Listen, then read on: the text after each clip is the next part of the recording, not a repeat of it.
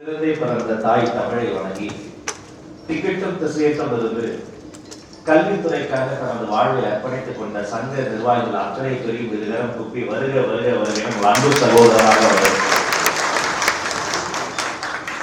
எனக்கு ஒரு பெருமை இருக்கிறது. அமைச்சர் பெருமக்களினுடைய அறைகளில் பொதுமக்கள் வருவதும் கோரிக்கை மனுக்கள் தருவதும் வழமை. ஆனால் மற்ற அமைச்சர் சகோதரரை விட அதிகமாக மக்களையும் நிர்வாகிகளையும் அரவணைத்து உங்களை பார்த்துக்கிட்டே இருப்பது எனக்கு இந்த தம்பிக்கு ஒரு பெருமை. ஏன்னா ஒரு பக்கம் நிறைய தீர்க்க முடியாத பிரச்சனைகள் இருக்கு என்பதற்கு ஒரு எடுத்துக்காட்டு. இன்னொரு பக்கம் சரி நான் நல்லா இருந்தா போதும், என்னுடைய சோசியல் ஆர்மனியை தொலைந்து வைக்கக்கூடிய ஒரு வன்முறை சம்பவம் இருதரப்பும் அமர்ந்து பேசி தீர்த்து வைக்கப்பட்டிருக்கின்றன.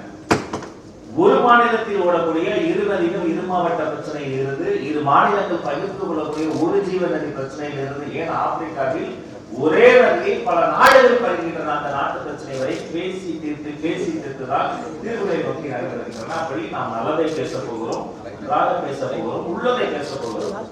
சில பேர் இது சொல்ல தயங்குவார்கள், இது முடியாது, சொல்ல முடியாது. வானத்தில் இருந்து எத்தனை நட்சத்திரங்கள் எண்ணிவிட முடியும், வாழ்க்கையில் எண்ணற்ற பிரச்சனைகள் எண்ணிவிட முடியாது.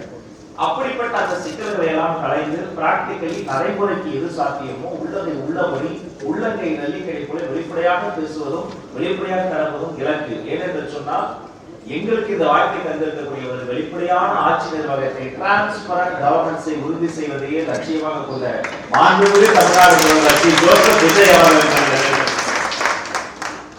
எது மக்களுக்கு நல்லது, எது மாணவர்களுக்கு நல்லது, எது பெற்றோர்களுக்கு நல்லது, எது ஆசிரியர்களுக்கு நல்லது, அதை மட்டுமே இலக்காக கொண்டு பயணித்துக் கொண்டிருக்கக்கூடிய ஒரு துறையாக நம்முடைய இந்த பள்ளிக்கல்வித்துறை இருக்கிறது.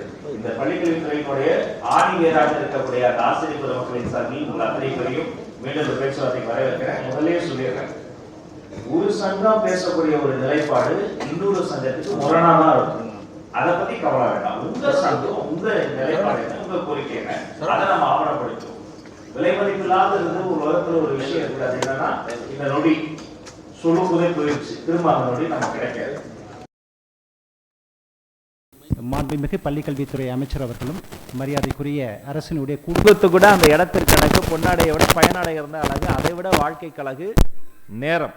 அதனால் நேரத்தின் அருமை கருதி ரத்தின சுருக்கமாய் ஒரு சங்கம் சொன்னோம்னா சங்கம்ல 10 பேர் வருவோம். முதல் வந்து அந்த பிரச்சனையை சொல்லுவாங்க. அவர் பேசி முடிக்கிற வரைக்கும் மனசுல இருக்கிறதெல்லாம் கொட்டட்டும் காத்திருப்பேன். பேசி முடிச்சோன்னா 2வது ஆள் அதாவதுங்க அப்படின்னு மறுபடியும் அதே இதை அவர் வந்து ஸ்டார்டிங்ல இருந்து சொல்லுவார்.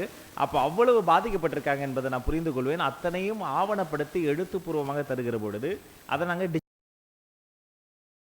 இப்போ ஒரு எடுத்துக்காட்டுக்கு ஒரு சில நாட்கள் நம்ம கிட்ட வந்து வர மனுக்களை வந்து நான் இப்படி இப்போ ஒரு சாஃப்ட்வேர் மூலமாக இப்படி நான் வந்து பிரித்து அதில் வந்து இப்படி அதுவே சாஃப்ட்வேரே பிரித்து கொடுக்கும்.